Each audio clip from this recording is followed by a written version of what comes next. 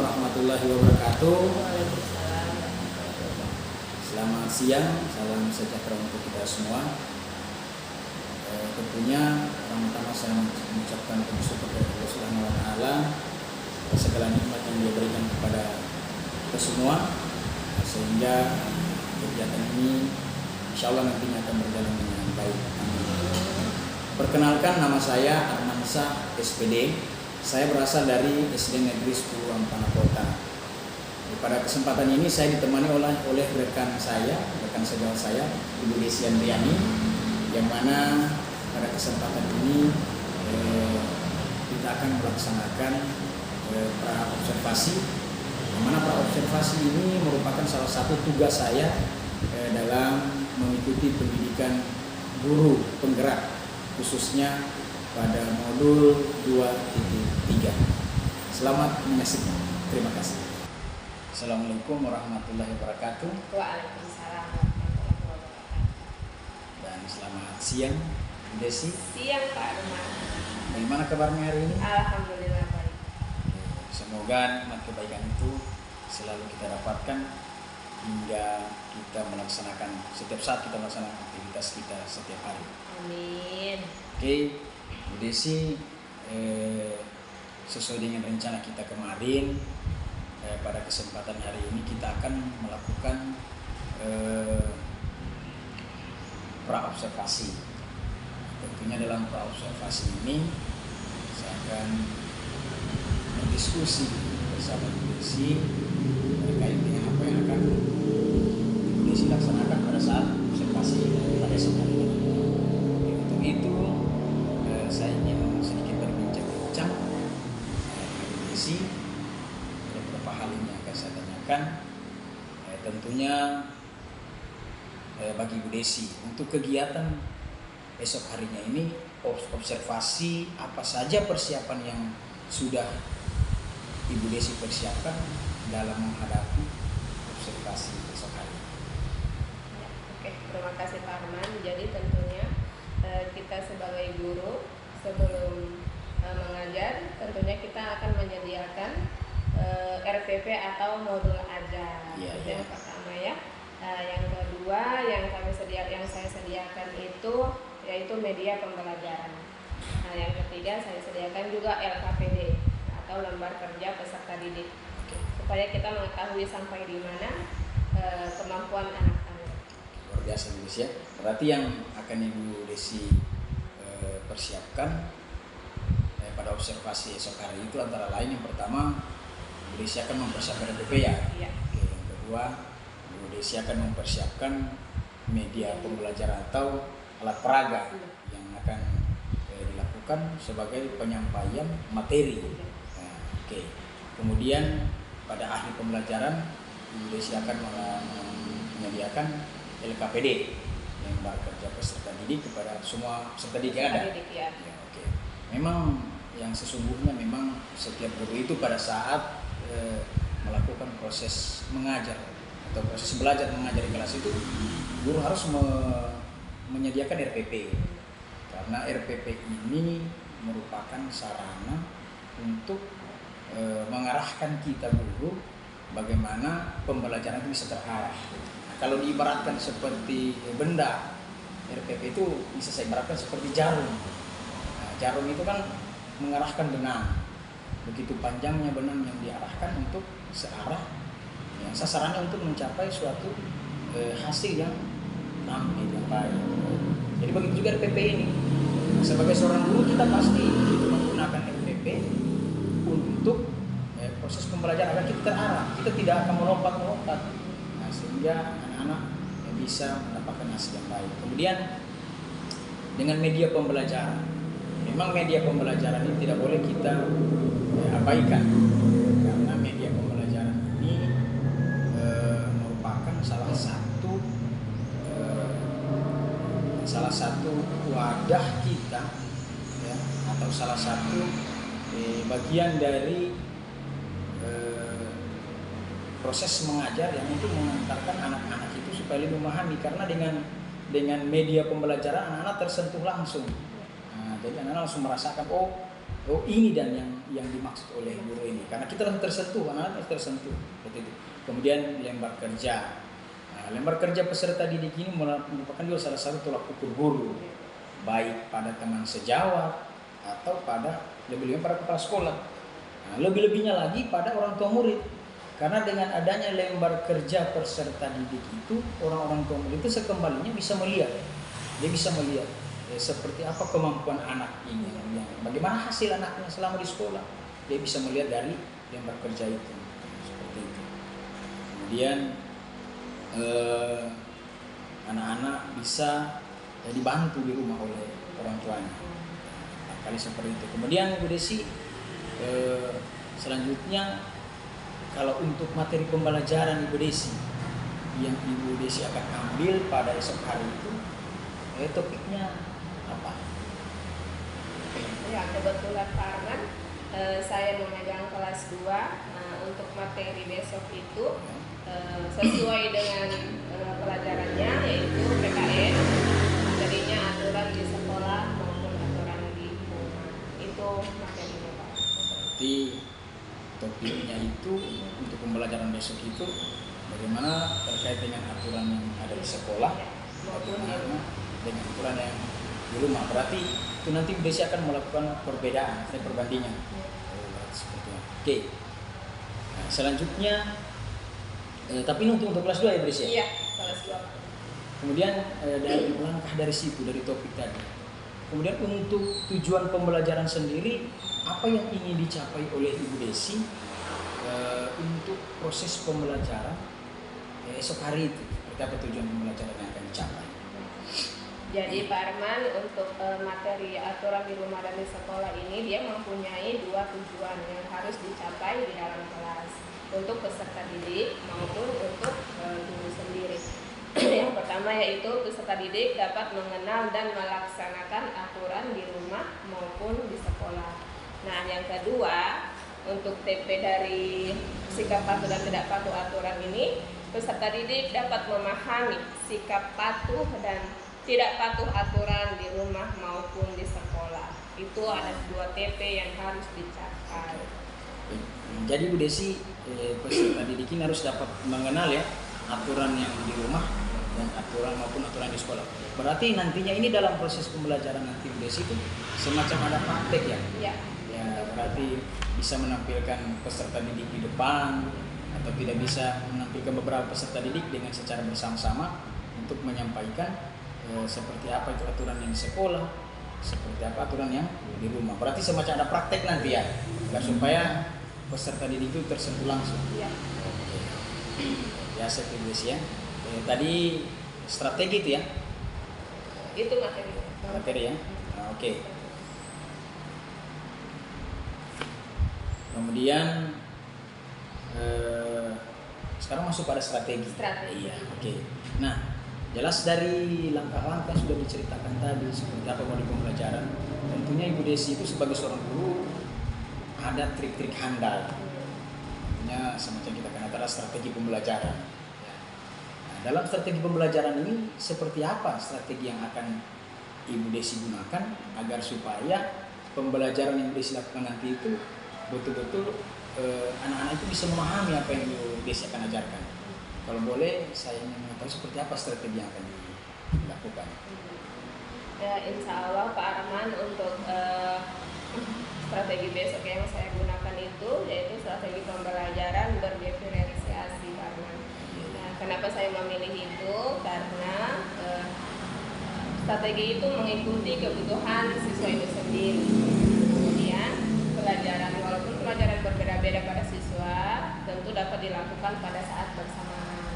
Jadi ada beberapa siswa saya itu yang bisa memang contoh Parman ya, di antara 26 murid ada 10 murid itu dia hanya bisa mengutarakan apa pendapat mereka. Jadi yang selebihnya itu saya ambil untuk LHPD, untuk tertulis. Jadi setengah dari itu saya tanya jawab, yang setengahnya menggunakan lembar kerja secara tertulis. Berarti Ibu Desi ini akan fokus pada pembelajaran berdiferensiasi. Iya. Ya, memang berarti pembelajaran berdiferensiasi ini adalah pembelajaran yang berpusat pada anak. Iya. Jadi berarti Bu Desi akan memberikan kebebasan pada anak itu seperti apa. Jadi mereka sendiri yang akan mengembangkan, apalagi terkait dengan aturan-aturan yang di rumah, aturan di sekolah. Jadi mereka bisa mencari sendiri. Iya, betul. Nah, kemudian dari situ Bu Desi bisa menilai anak-anak itu. Nah, dalam hal ini sudah ada tadi itu apa yang disediakan, yang bekerja, peserta didik. Berarti pembelajaran Bu Desi nanti itu akan berpusat pada anak ya.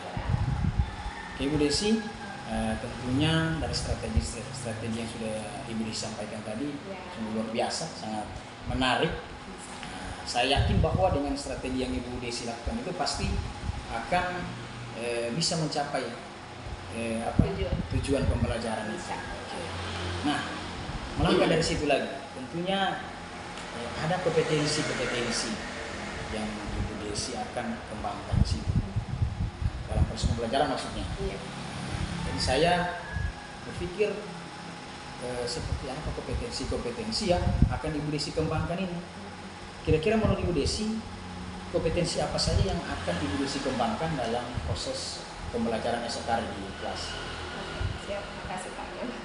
Jadi kompetensi yang ingin saya capai itu yang pertama itu kesadaran diri karena, yang kedua manajemen diri, kesadaran sosial, keterampilan berrelasi, dan pengambilan keputusan yang bertanggung jawab. Jadi ada 5 kompetensi itu yang akan saya capai. Berarti 5 kompetensi ya? Iya. Berarti kompetensi kesadaran diri, kemudian manajemen diri, kesadaran sosial, keterampilan berrelasi, dan pengambilan keputusan yang bertanggung jawab. Oke, Bu Desi, semoga apa yang akan kita rencanakan besok hari ini akan bisa terlaksana dengan baik. Observasi yang akan kita laksanakan besok bisa menjadi contoh pada teman-teman yang lain, dan lebihnya lagi ini kita akan mencapai tujuan pembelajaran. Artinya peserta didik bisa memahami apa yang akan Ibu Desi sampaikan dan terapkan sekali. Oke Bu Desi, terima kasih atas waktunya, sudah hadir bersama saya, sudah memakai waktunya untuk saya. Saya merasa bersyukur bisa berkolaborasi dengan Bu Desi. Banyak hal-hal yang juga bisa saya ambil dari percakapan kita yang singkat ini. Terima kasih Bu Desi. Assalamualaikum warahmatullahi wabarakatuh. Waalaikumsalam.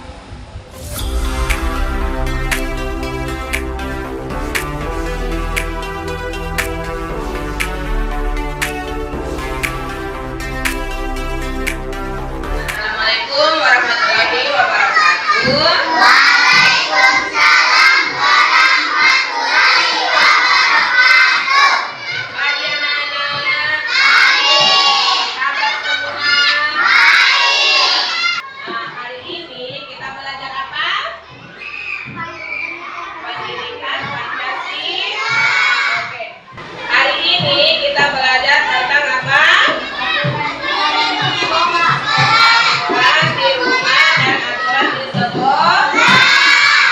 Sebutkan aturan yang ada di sekolah. Yang ada terkenal? Betul tidak? Tepuk tangan buat Ayun. Rizky, aturan di sekolah.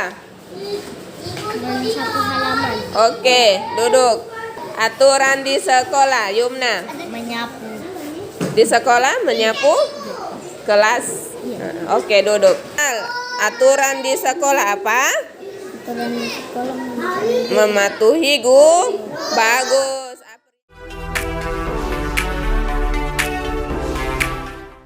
Assalamualaikum warahmatullahi wabarakatuh, Bu Desi. Waalaikumsalam warahmatullahi wabarakatuh, Pak Ahmad. Dan selamat siang. Bagaimana kabarnya hari ini? Alhamdulillah baik, Pak. Kalau Ibu Kepsek, bagaimana kabarnya hari ini? Alhamdulillah baik. Oke, karena kita sudah mendapatkan nikmat kesehatan, tentunya kita patut mengucapkan puji syukur kepada Allah Subhanahu wa Ta'ala yang telah memberikan nikmatnya kepada kita semua, sehingga pada kesempatan ini kita dapat melaksanakan kegiatan kita pada siang hari ini. Oke, Ibu Desi, tadi kita sudah melaksanakan observasi pada saatnya kita pada pasca observasi. Tentunya dalam observasi tadi saya sudah melihat luar biasa IPSI sudah melakukan kegiatan pembelajaran, sudah mampu mengontrol emosi, sehingga pembelajaran tadi berjalan dengan baik. Namun pada kesempatan ini saya juga akan menggali sedikit dari Bu Desi terkait dengan pembelajaran sudah dilakukan tadi selama observasi tadi. Yang akan saya tanyakan ini Pak Bu Desi, kira-kira menurut Bu Desi bagaimana perasaan Bu Desi ketika melaksanakan observasi tadi?